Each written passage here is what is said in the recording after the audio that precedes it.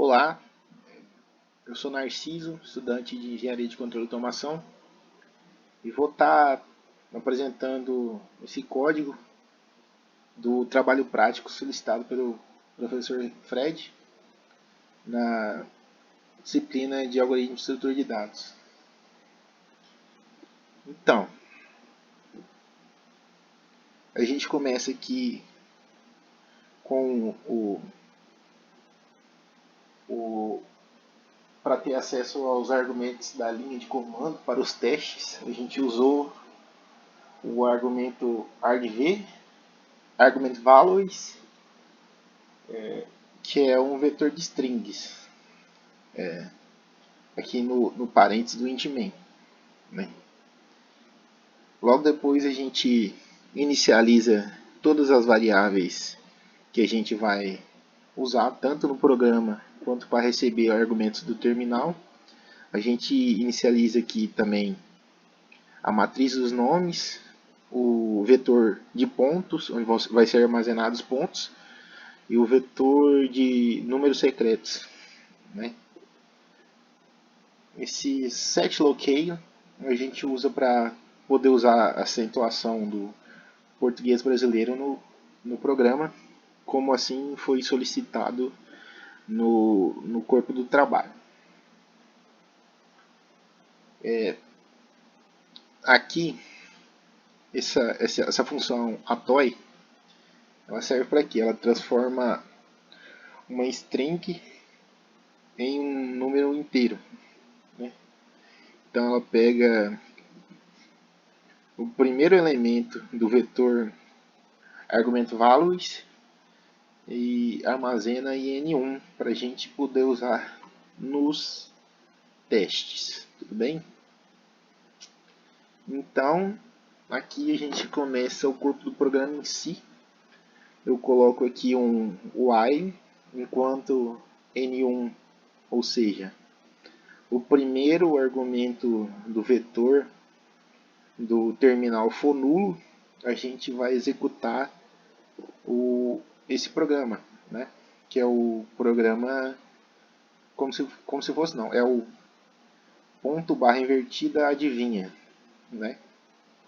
Aí a gente printa uma saudação ao usuário, e esse do aqui é usado como ponto de retorno, né, para o menu inicial. Aqui esse count é uma variável que eu uso para contar a quantidade de vezes que o usuário levou para até acertar o número secreto, né? Se sal é uma sentinela pra gente, que eu uso no laço do while para voltar para o menu inicial, né? Aqui a gente apresenta as opções do jogo, normal, é como está solicitado lá no corpo do trabalho, é trivial, acho que não precisa explicar isso aqui. E eu guardo a opção que o usuário escolheu na variável opt.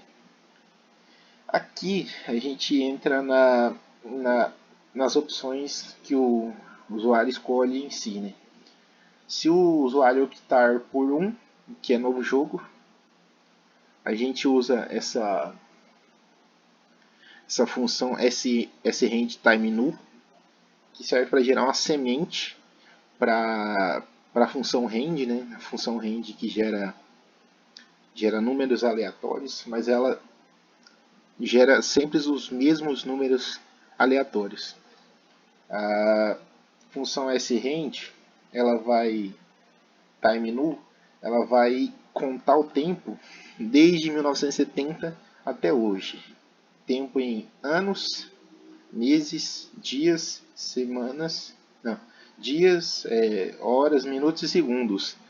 Então, logicamente, cada vez que a gente executar o jogo, vai ser uma data diferente. Então, a gente vai ter uma semente diferente e, logicamente, um número diferente nesse range aqui que a gente setou, que é de 1 a 100, no caso aqui é de 0 a 99, mas eu acrescento 1, caso gere 0, mais um 1, caso gere 99, mais um 100. Aqui é um subterfúgio que eu uso para não precisar realmente adivinhar o número de 1 a 100 toda vez que eu vou fazer o teste. Né? Então eu printo o número secreto aqui só para uma questão de teste mesmo do programador. Eu armazeno a tentativa do usuário na variável tentativa, certo? Aí eu abro um laço while, enquanto a tentativa for diferente de número secreto. Aí vamos lá, né? Para as opções. Se a tentativa do usuário for menor que o número secreto, a gente imprime muito baixo, tenta um valor mais alto, né? E armazena novamente a tentativa do usuário aqui na nossa variável tentativa. E incrementamos o contador de tentativas do usuário, né? Fonte mais, certo? Caso o usuário,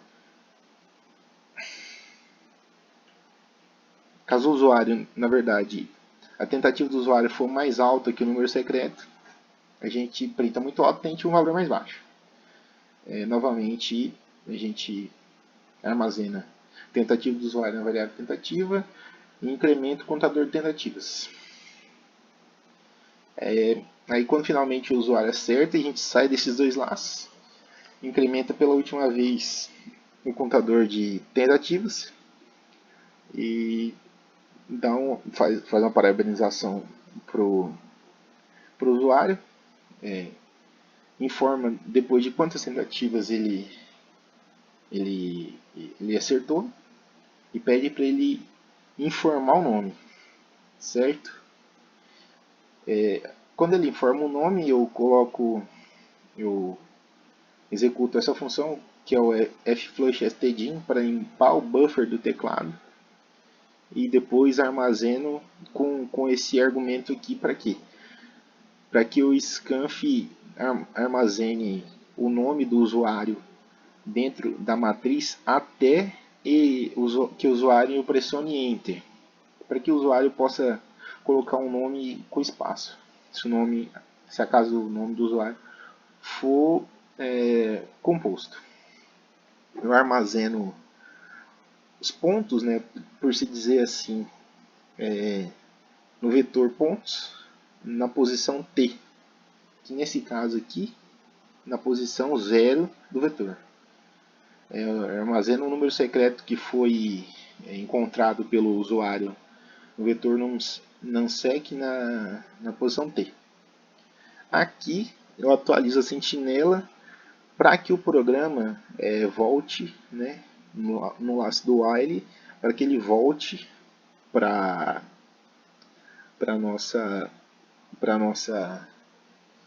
menu inicial. E aqui então eu incremento a variável t, né, para a gente contar, para a gente conseguir fazer, né, posteriormente a plotagem dos jogos, né?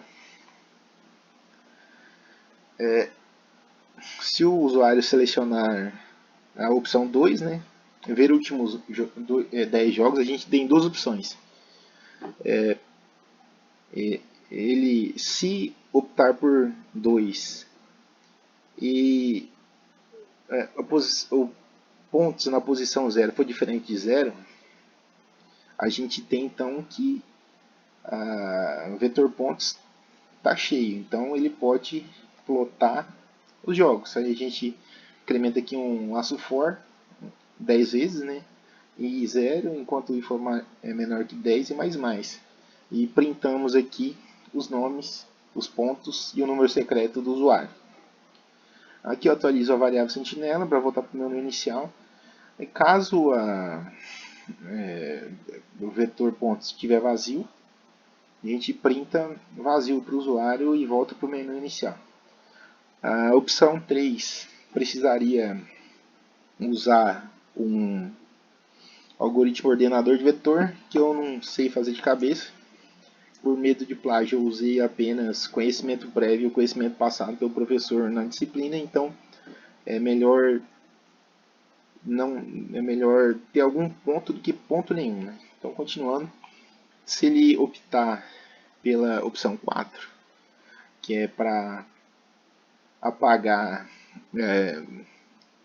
os registros de usuários e de jogos, eu coloquei um laço while para garantir que somente quando for selecionado no menu lá, a opção 4, a gente entrar aqui para limpar os vetores. E se for aqui, ele limpa o vetor pontos, substituindo cada componente do vetor por zero. Esse outro for limpa o vetor número secreto. E esse outro for aninhado aqui, dois for, um para a linha, outro para a coluna, limpa a matriz nomes, né? Anulando todos os componentes da matriz. Aí eu atualizo novamente a variável sentinela e reinicio a variável t. Esse OPT aqui, 45, 42, 14, 45, 21, é para a gente impedir o looping do while, é para sair do while. Por que eu escolhi esse número, eu vou explicar mais à frente. Aí também, depois eu printo o histórico zerado. Se o usuário selecionar 5, que é sair do jogo, a gente só return 0 e acabou, né? Não imprime nada. Tá. Para impedir a execução indesejada do comando posterior, né? Aqui é o caso dos comandos inexistentes.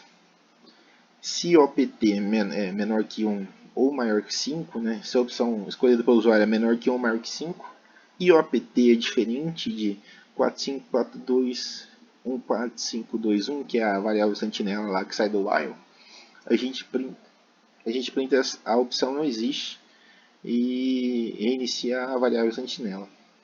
Aqui é o final daquele do while, né, que ele vai voltar sempre lá para o menu inicial enquanto o while for 1. Tá. Primeiro teste, né, que é o teste 30, 50, 70, se N1, que é o